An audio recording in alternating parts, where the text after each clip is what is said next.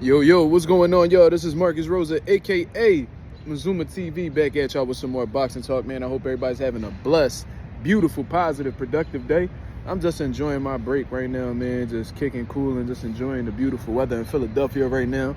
We on the road to 3K. We well into the 2,100 mark. We about to be at that 2,200 mark in due time. So shout out to the nation and the mob for making this possible. All right, y'all, we got some breaking news from y'all boy. Canelo Alvarez, man. And obviously when I say y'all boy, I am not talking about the nation, because we all know the nation don't really fuck with Canelo Alvarez. You know what I mean? We talking about the casual boxing fans that are constantly running to this man's aid. You know what I'm saying? All these people on my comment section saying how, yo, man, you really think that Canelo's going to sign with the PBC for a 3-fight deal and not fight David Benavidez? He's not ducking David Benavidez. He's not going to finish that deal without fighting David Benavidez. Okay, well, Canelo Alvarez is at the third fight of his PBC deal, the final fight in his PBC deal, and it has been finalized according to multiple sources. Canelo Alvarez will be facing not David Benavidez, not the Mexican monster, not Bandera Roja, whatever the hell you want to call him. He's facing Edgar Berlanga. Y'all heard that right, people. Them rumors that was circulating a few months back, it came out to be a reality, man. Canelo Alvarez is facing Edgar Berlanga, man. You see what I mean? Somebody who's not proven in the super middleweight division, who's had mediocre performances in the super middleweight division, who has a terrible resume as of right now in the super middleweight division, has fought nobody at all, gets a shot against Canelo Alvarez for undisputed in the super middleweight division, people. You cannot make this shit up, man. What could be said to really justify Canelo Alvarez facing Edgar Berlanga? What could really be said? That David Benavidez wasn't available? He definitely was available. That fight could have definitely have been made. You know what I'm saying? And even if it wasn't, you know, David Benavidez, there's more quality opponents in the super middleweight division that, you know, Canelo Alvarez could have faced. Since when has Edgar Berlanga ever been the one that's actually deserving of a title?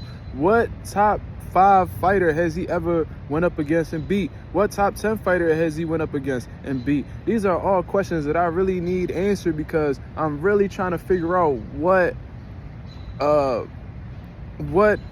like narrative, you know, Canelo Alvarez's team and his team is going to push as to why Edgar Berlanga is a credible opponent. I really need to know why this is actually going on, because, and you know, they're going to try to push the Puerto Rico versus Mexico thing, but at the end of the day, Edgar Berlanga is unproven, like I said, and he's not a star in Puerto Rico. You know what I'm saying? He might sell a little bit of tickets in New York, but like I said, when you're a legitimate star, you don't have to, you know, put yourself in one location, you know what I'm saying, in order to sell tickets. You know, guys like Gervonta Davis, they could go all over. They could fight in Atlanta. They could fight in Vegas. They could fight in New York. Doesn't matter where they go, the people are going to gravitate towards them. Edgar Berlanga doesn't have that luxury because he's a nobody in the sport of boxing as of right now. Okay, he's undefeated. Okay, he's a big puncher. He's a knockout artist. You know what I'm saying? All right, he's had a lot of first-round knockouts.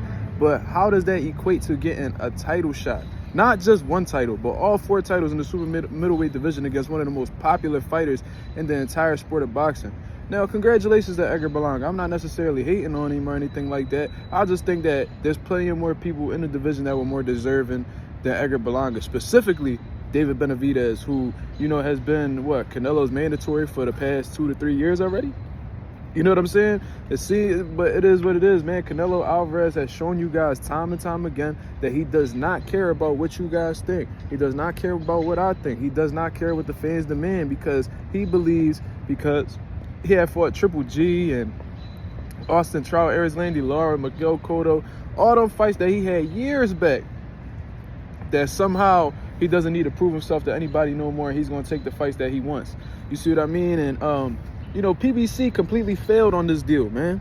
You know what I'm saying? I really feel like PBC's main objective with signing Canelo was to obviously, you know, put some PBC fighters in line in order to, you know, give themselves a chance at beating Canelo Alvarez so they could, you know, possibly have a star in their stable that they could capitalize off of. But unfortunately, it seems like in that 3-fight deal, they only lined up one PBC fighter, and that one PBC fighter had to move up 2 divisions in order to face Canelo Alvarez, Jermell Charlo. Then he went on to fight Jaime Munguia, who's a Golden Boy fighter. They brought a Golden Boy fighter over to the PBC platform, and now they bring in a Matchroom fighter over to the PBC platform in order to finalize the deal, man. You cannot make this shit up, man. I don't know how PBC didn't walk away from Canelo Alvarez after figuring out that none of their fighters were that the fighters that they actually wanted to get an opportunity against Canelo, you know what I mean, wasn't getting it. I don't know how they didn't walk away from the situation, but, you know, it is what it is.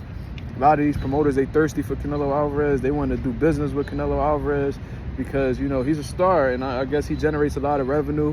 And even if they fail with their main objective, you know, at least they're going to get a check off of it. So it is what it is, man. Canelo Alvarez don't care about you. He don't care about me. So why would we continue to support this man's fights? He definitely not going to get a single dollar off of me in this fight. You know what I'm saying? I was saying initially that, you know, I was rooting for Canelo Alvarez to beat Edgar Berlanga. And maybe that was just me, you know what I mean, just talking too much and just talking out of my ass, talking out the side of my neck or whatever.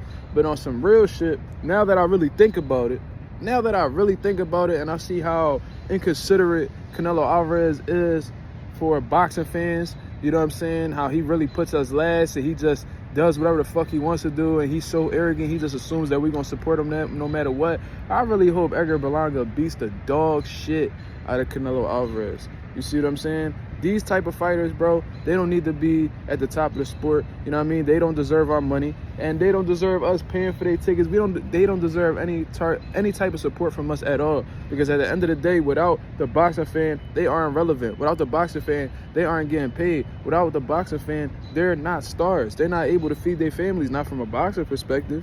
You see what I'm saying? But it feels like once these guys get to a certain point in their career, they feel like they can't be told shit, you know what I'm saying, and that what everybody says is irrelevant, and they don't really care for demand from any boxing fans, you know what I mean? They just here to, you know what I mean, pick up their little checks and go about their way. So if you're going to have that perspective, man, I'm going to root against you every time. So, you know what I'm saying, this might be the last time I ever root for Edgar Berlanga because I don't fuck with him neither. I think that he's a duck as well, you know what I'm saying? I think that, you know, he's a, what's that shit called? What's Tim Bradley called? Keith Thurman, a mercenary. I look at these guys as mercenaries. They're not in it to prove that they the best. They're not in it to prove that, you know, they can't be fucked with. They're not here to prove that, they're not here for legacy or to prove they one of the best in the world. They strictly in it for the check. You know what I'm saying? And a lot of these dudes are trying to get the check before, you know, they can even prove themselves. And I guess Edgar Berlanga, he was able to make it happen. This dude has fought nobody and has beat nobody of quality. He's about to fight the best fighter in the world for, I'm sure he's going to get a stupid check off of this. So it is what it is, man. Y'all let me know what y'all think about this. Canelo Alvarez, Edgar Berlanga, deal finalized for September 14th. So, you know what I mean, it's going to be Mexico versus Puerto Rico, you know, Mexican Independence Day. And y'all let me know what y'all think about this. Is Edgar Berlanga deserving? You know what I'm saying? Is Canelo Alvarez back to his cherry-picking ways? Y'all let me know what y'all think, man, because it's a whole bunch of emotions that I'm feeling right now. You know what I mean? I'm really frustrated with the sport of boxing at this point in time, but, you know, it is what it is. Y'all let me know what it is, man. Shout out to the nation and the mob. I'm out of here, man. Peace.